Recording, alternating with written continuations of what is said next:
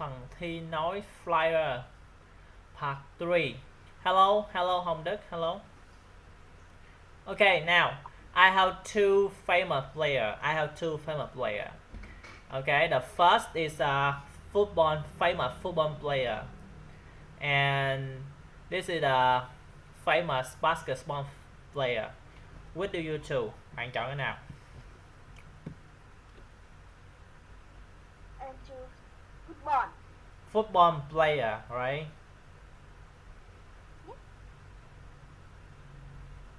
Okay, I have some information about basketball player, but I don't have any information about football player. So, can I ask you some question? Yes or no? Yes. Okay. So the first I want to add, how old is Richard Field? How old is Richard Field? He is 25 years old. Okay. So what team does he play for? He played for London City Club.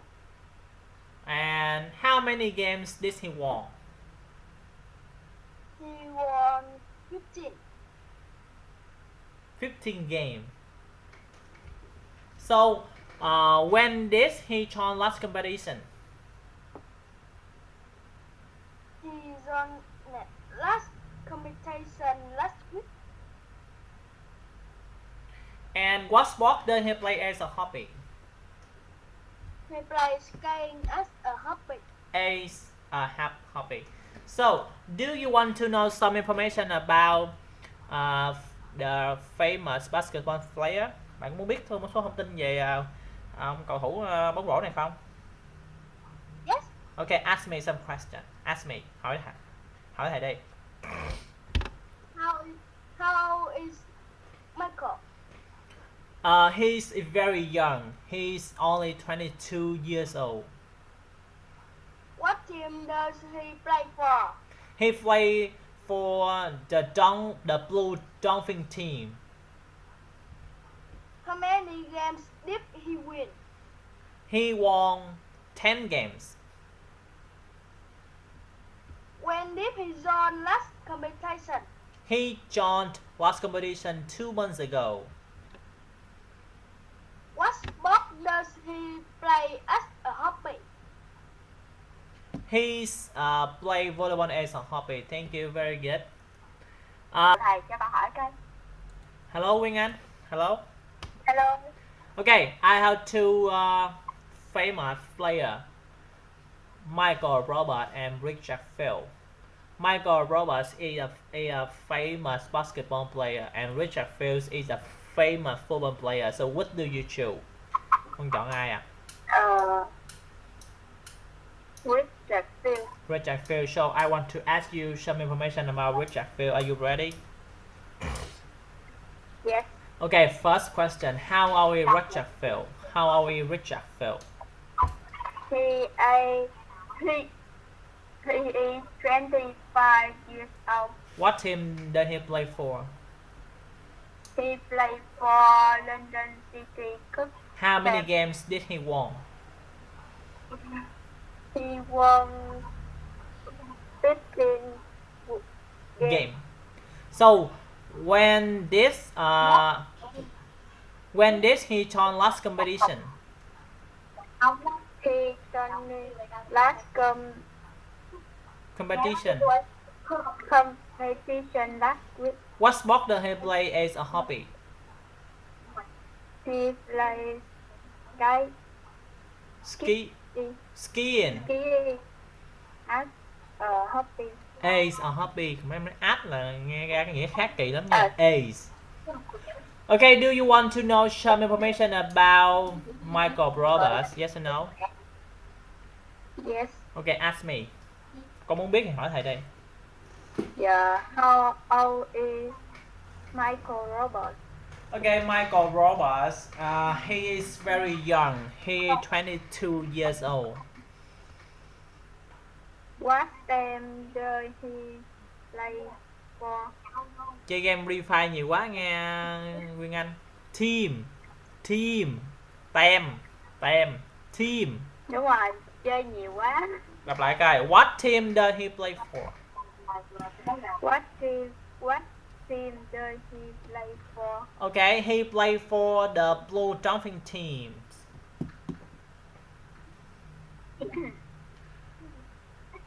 Well, did he join last competition? Okay, he joined last competition 2 months ago. What sport does he play? Is a hobby. Cố gắng đọc cho nó lành mạnh giống như mình nói.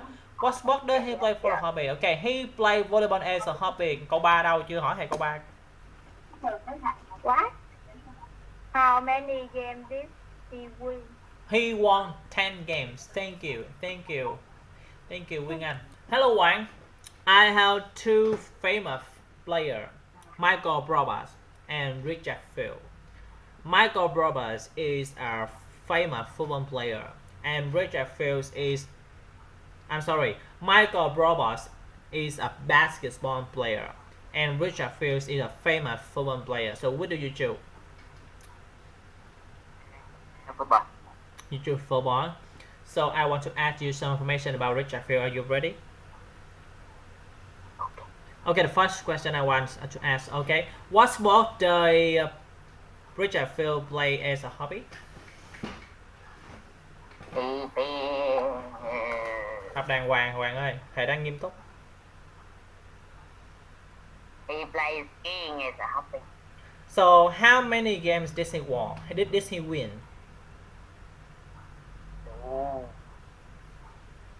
He won 15 game.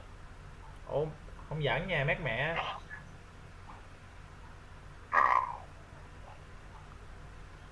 Tiếp vậy. Nói lại đàng hoàng. How many games did he won?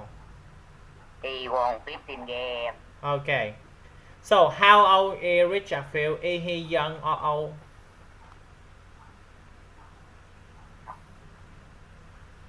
He's 24 years old. Very old. No, I don't think so. He's on only Yeah. 25 years old, so he isn't old. Dạ. He's young, okay?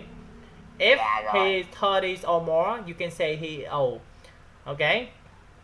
Một vận động viên mà cái độ tuổi từ 20 cho đến 27 là gọi là cái độ tuổi vàng ha. Cái thời vàng son của họ. Dạ quá. Hay như nào Dạ 30 quá. trở lên đi mới già nha. Okay, what team does Nếu he mà nó play từ for? 1 tới 2 tuổi con sẽ cho nó trẻ. What team does he play for? He play for London Athletic Club. Okay, when this he joined last competition? Last week. Trả lời nguyên câu mà Hoàng. Last week. Chấm không. Cái này điện máy mát mẹ con quá. Hồi nãy thầy ghi trả lời sao? He joined last competition last week. Vậy là con sẽ giữ tính chổi mấy ông thầy giống như thầy trên trường cấp 2 là con là xong phim con đó nha. Yêu cầu mà con làm vậy không được. Okay, ask me some question about Michael Roberts. Let's start.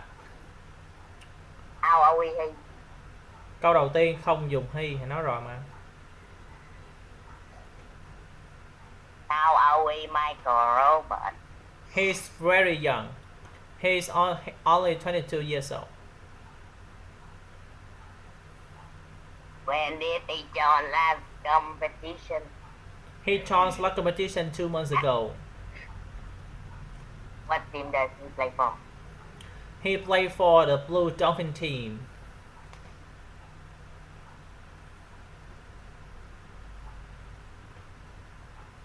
Chỉ cần biết mấy này được rồi. 2 câu kia bỏ đi. Tào lao nữa nha, làm bực bội đấy. How many games did he won? Did he win? Win. No. He won 10 games. What sport does he play as a hobby? He plays volleyball as a hobby. Thầy nói Hoàng nè. Thầy muốn. Hello Nhân. Hello, how are you? I'm 11 years old. How are you? Hỏi khỏe không ông ơi? Okay, Trời ơi. I have two famous players, Michael Roberts and Richard Field. Michael Roberts is a famous basketball player, and Richard Fields is a famous football player. So, what do you choose? I chose Richard Field. Richard Field. Okay. I want to ask you some information about Richard Field. Are you ready? So, what team does Richard Field play for? He played for Hà Nội.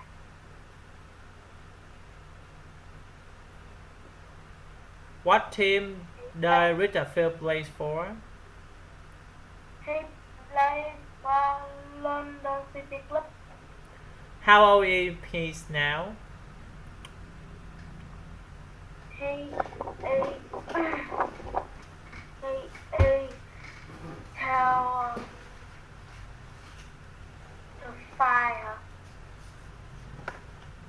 He is 25.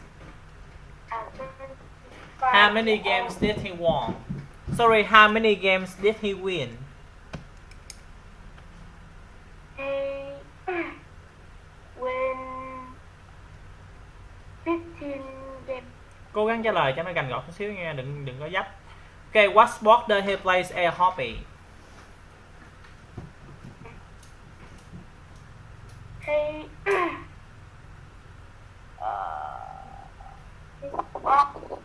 What sport does he play as a hobby? You answer. He plays skiing. as a hobby. It's a hobby. Okay. When did he join last competition? Last week. Hồi nãy con ghi rồi mà He sao vậy con không played- được nha. Hả? Hồi nãy con ghi rồi mà sao giờ con trả lời con thấy dấp nha. Ông đi câu hỏi không mà thầy. Rồi khi con trả lời ra, when did he join last competition? Gì mình trả lời là he joined last competition. It's your last competition. Last week. Chưa lời chưa hay lắm nha. Okay. Do you want to know some information about Michael Robert? Con có muốn biết thông tin về ông này không? Okay, ask me. How is Michael Robert? He's very young. He is 22 years old. When did he join last competition? He joined last competition 2 months ago. What team does he play for? He played for Blues Dolphin team. What sport does he play as a hobby? He played volleyball as a hobby. How many games did he win? He won 10 games. Thank you. Thank you Thiện Nhân. Hello Hoàng. Okay, you are a math student. No. But you are so lazy. And No. I hope that in the future you don't be lazy. Okay.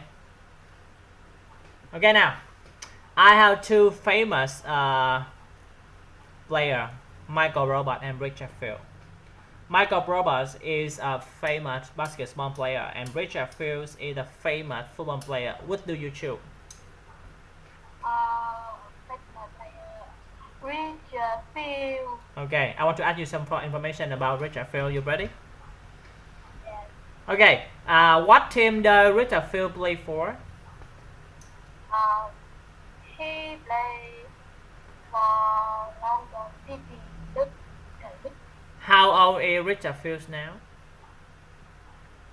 He is 25 years old. How many games did he win? He 15.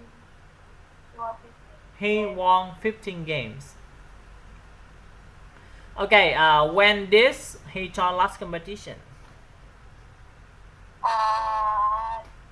He joined last competition last week. What sport does he play as hobby?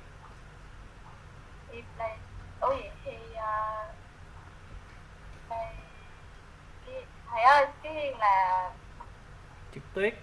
Do he play skiing as a hobby?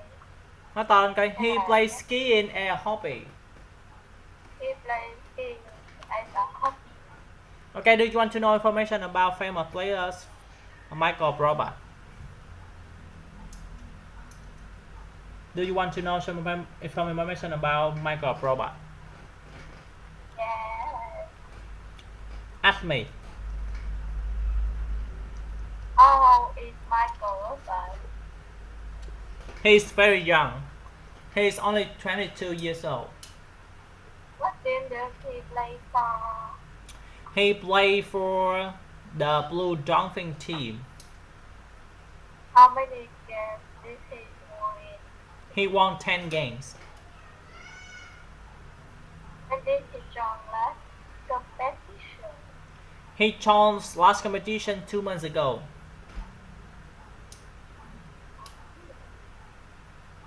What sport does he play as a hobby?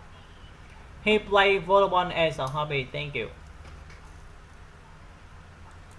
Hello, Hồng Phúc. Okay, I have two famous players, Michael Roberts and Richard Field. Michael Roberts is a famous basketball player, and Richard Fields is a famous football player. What do you choose? Football. You choose Richard Field, right? Yes. Okay, I want to ask you. Nãy giờ ai cũng chọn Richard Field chứ không ai thích ông da đen này chứ hả? Tại vì người ta thích đá Nói banh. da đen là sai rồi. Tại người ta ở đây thích bóng đá chứ không ai thích bóng rổ. Bóng rổ cũng hay mà. Ok, tiếp nha Phúc. How old is Richard Field? He is 25 years old. What team does he play for? He plays for London City Group. How many games did he win? He won He won 15 games. When did he join last competition? from last competition last week. What sport does he play as a hobby? He plays skiing as a hobby. Okay, do you want to know some information about Michael Roberts? Yes or no? How old is Michael? Okay, Michael Roberts is very young. He is only 22 years old. What team does he play for? He played for the Blue Dolphin team. How many games did he win? He won 10 games. When did he join the first competition? He joined last competition 2 months ago.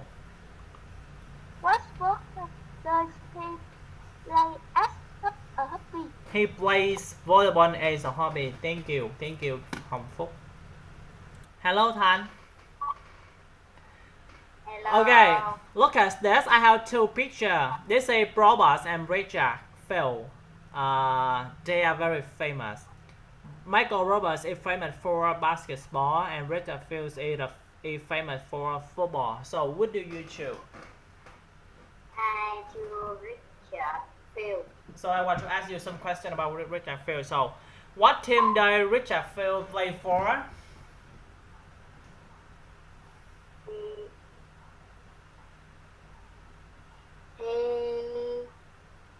He play for London City Club. How old is Richard Fields? He is 25 years old. What sport does he play as a hobby?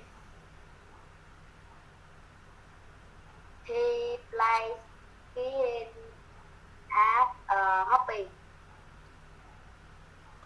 When did he join last competition? He joined last last week. How many games did he win? He won 16. Okay, do you want to know some information about Michael Roberts? Yes. Ask me. How is Michael Robert? Okay, he's very young. He is only 22 years old. What team does he play for? He played for the Blue Dolphin team. How many games did he win? He won 10 games. When did he won last competition? Okay, he joined last competition 2 months ago. What sport does he play as a hobby? He plays volleyball as a hobby. Thank you, Tấn Thành. Okay, hello Phu Yi. I have two famous players, Michael Roberts and Richard Field. Michael Roberts is famous for basketball, and Richard Field is famous for football. So what do you choose? Michael Robert. Okay, very good. Nãy giờ Trâm có đứa chọn Michael Roberts luôn á, toàn chọn Richard Field không. Okay, I want to ask you some information about Richard Field. Are you ready? Yes. Okay, what team does Michael Roberts play for? He played for the Blue Dolphins. How old is he now? He is 22 years old. How many games did he win? He won 10 games. When did he join last competition? He joined last competition 2 months ago. What sport does he play as a hobby? He played volleyball as a hobby. Okay, very good. Do you want to know some information about Richard Field? Muốn biết thông tin về bạn Richard Field không ạ? Yes or no? Yes. Okay, ask me. Yes. Ask me. How old is Richard Field? He's 25 years old. What team does he play for? He played for London City Club team. How many games did he win? He won 15 games. When did he join last competition? He joined last competition last week. What does he play as hobby? He plays skiing as a hobby. Thank you, Phu Yi, very good. Okay, hello Khả Hân, are you ready? Yes. I can you say that I have two pictures. They are so famous. They are Michael Roberts and Richard Field. Michael Roberts is famous for basketball, and Richard Field is famous for football. What do you choose? Richard Field. Richard Field. So I want to add you some information about Richard Field. Are you ready? Yes. Okay. How old is Richard Field now? He's 25 years old. And what team does he play for?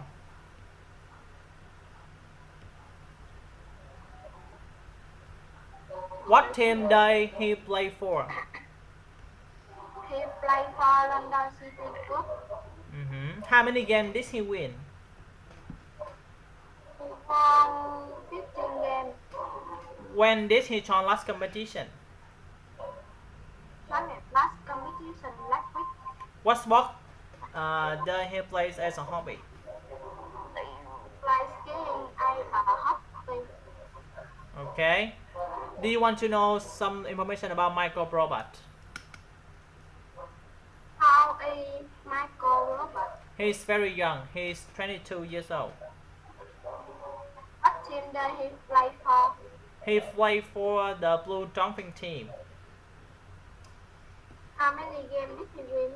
He won 10 games. When did he join last competition? He joined last competition 2 months ago. What does he play as a hobby? He plays volleyball as a hobby. Thank you, very good. Okay, hello Trung Vinh. You are the rich kid, right? And you are so handsome, right? And you play video game Free Fire very well, right? So, are you ready? Chơi game giỏi thì nói cũng phải giỏi nha. Okay, I have two famous person. I have two famous people, sorry. Michael Robert and Richard Field. Michael Roberts is famous for basketball and Richard Field is famous for football. What do you choose? Michael Robert. Michael Robert, very good.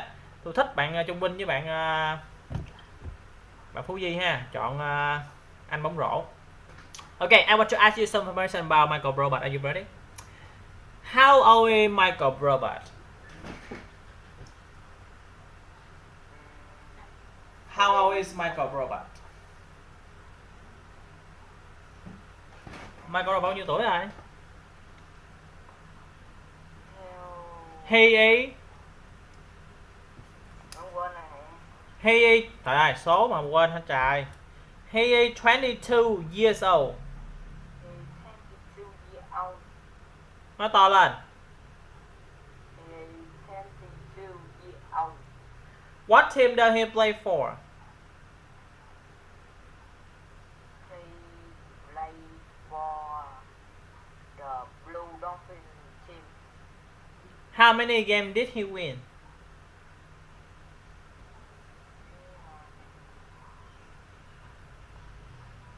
He play. He won. He won 10 games. When did he join last competition?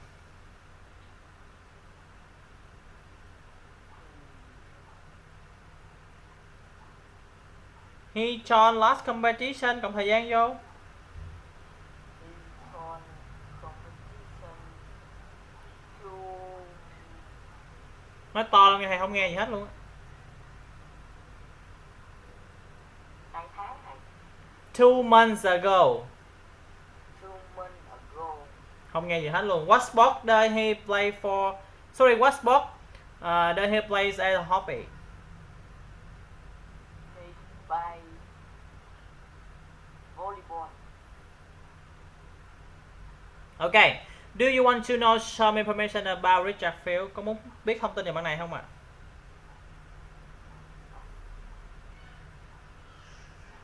Okay, ask me, hỏi đi.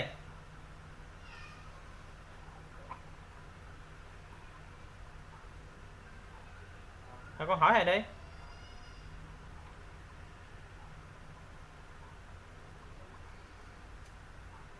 Hello?